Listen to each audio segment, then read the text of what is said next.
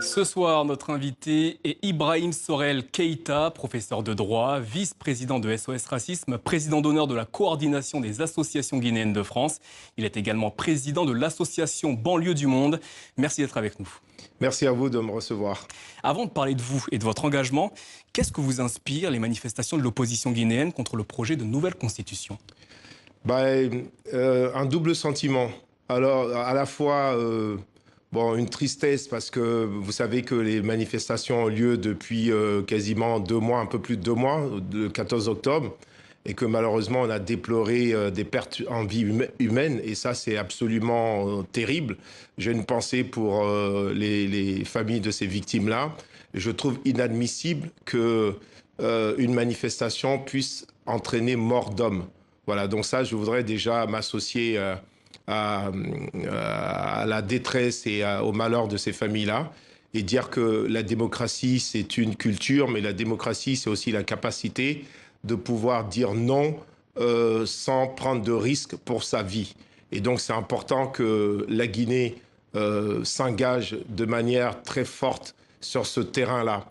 Et je voudrais aussi, le double sentiment que ça m'inspire, c'est une espèce de fierté aussi que des manifestations comme celle d'aujourd'hui puissent avoir lieu de manière pacifique, de manière apaisée, sans qu'on déplore justement ces drames-là. Parce que la démocratie se nourrit aussi de ce genre de manifestations.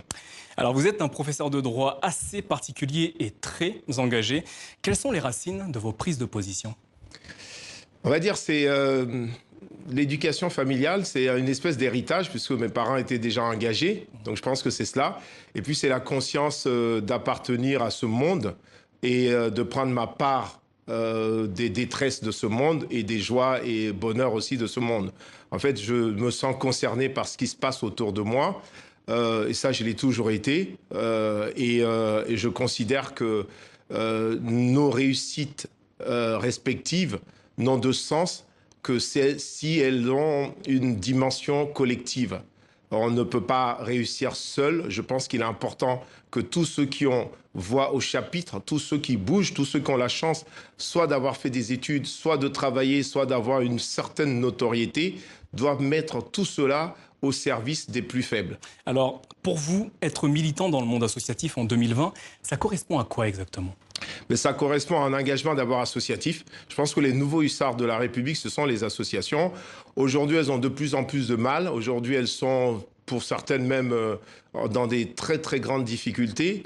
Mais aujourd'hui, c'est dans certains quartiers, notamment de France ou d'ailleurs, c'est les seuls espaces aujourd'hui de fraternisation, des seuls espaces de cohésion sociale, les seuls espaces où un certain nombre de gens peuvent avoir des soutiens, peuvent entrer dans une maison de quartier, peuvent rencontrer des jeunes qui font du soutien scolaire et peuvent avoir un peu de fraternité. Voilà, nous, on est encore aujourd'hui persuadés que ce monde qui est en proie à beaucoup de malheurs, à beaucoup de détresse, on le voit dans vos journaux télévisés, ce monde-là, il sera sauvé par tous ceux qui se lèveront pour dire non à cet état de fait.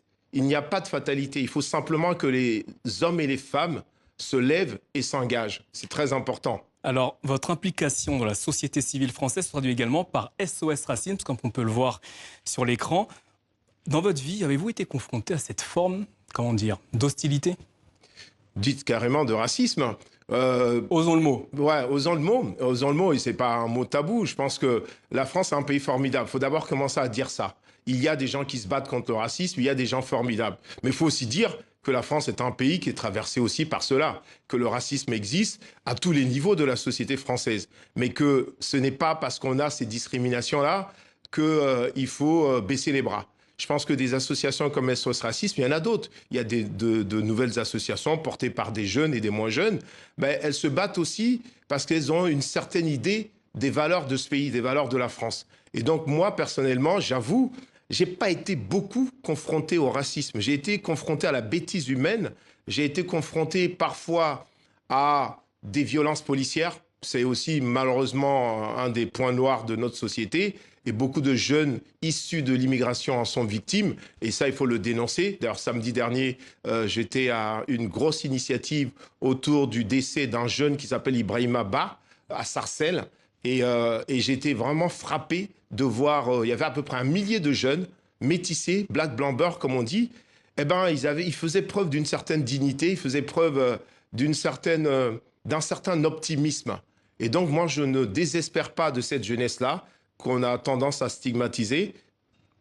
En 2013, dans une interview au site Afro-Guinée Magazine, vous disiez « Je pense que ce n'est pas facile de s'en sortir en France quand on est un immigré ». Est-ce que vous le pensez toujours? Je pense qu'aujourd'hui, plus qu'hier, c'est de plus en plus difficile, en raison notamment de la crise migratoire, en raison aussi des difficultés économiques et sociales que traverse la France. Je pense que c'est de plus en plus difficile, qu'il y a eu des périodes où c'était même chic d'avoir des étrangers.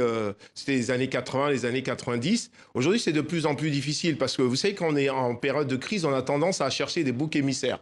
Et le bouc émissaire commode, c'est l'autre, c'est l'étranger. Enfin, il y a des sketchs qui en parlent depuis des années. Fernand Arnault, Coluche et j'en passe et des meilleurs. Et donc aujourd'hui, oui, je maintiens que c'est de plus en plus difficile. Mais en même temps, c'est le paradoxe. Je maintiens qu'aujourd'hui, il y a quand même beaucoup de possibilités de s'en sortir en France. Il y a des formations qui sont proposées. Il y a des associations, je reviens à ces associations, c'est mon leitmotiv, qui se battent, qui, malgré leurs maigres moyens, permettent à des personnes de se réinsérer dans la société française. Et je pense que c'est la chance aussi de ce pays-là. C'est que malgré tout, il y a du potentiel et il y a des choses formidables. Venons-en à la présidence d'honneur de la coordination des associations guinéennes de France que vous occupez. C'est toujours le cas? Ouais, je continue, ouais, ça en fait beaucoup de présidences. Je vais faire attention. Est-ce que d'une certaine manière, c'est pour vous une certaine manière d'entretenir ce lien avec le continent? Évidemment, évidemment. Moi, je suis français, j'en suis fier, point barre.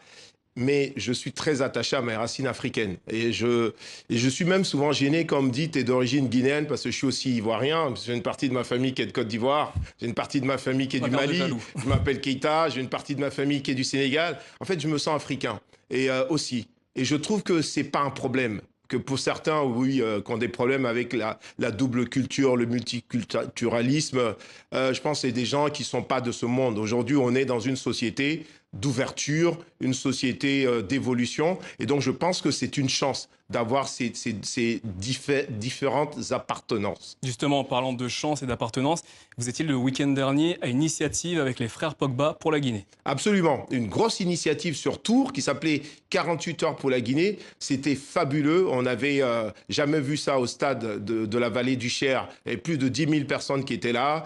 Le concert avec Black M, avec Mori Kanté, avec Azaya, avec Soul Banks, avec des grands noms de la culture africaine, je précise, parce que finalement, c'est aussi de solidarité africaine qu'il s'agit. Et c'était formidable parce qu'on avait les 3 frères. On avait Paul, on avait Florentin, on avait Mathias, et ils ont montré qu'ils avaient du talent sur le terrain, mais qu'ils avaient aussi un grand cœur.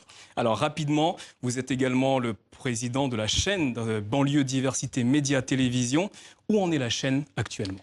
La chaîne, aujourd'hui, elle est en sommeil parce qu'on a eu quelques soucis. Vous savez que les médias, c'est pas toujours très simple, mais bon, c'est juste des soucis au niveau d'un certain nombre de réglages techniques et puis aussi au niveau judiciaire. Parce que nous avions un certain nombre de difficultés au regard notamment de l'absence de soutien des organes qui sont chargés de le faire. Parce qu'en vérité, on paye des redevances. En vérité, les impôts, c'est nous. Et donc, en vérité, il est important que l'État puisse soutenir aussi les médias qui ont une vocation citoyenne, parce que ces médias-là permettent justement de montrer la richesse de la diversité de ce pays, qui est une chance, je le reprécise, pour la France. Merci, Ibrahim Sorel Keïta.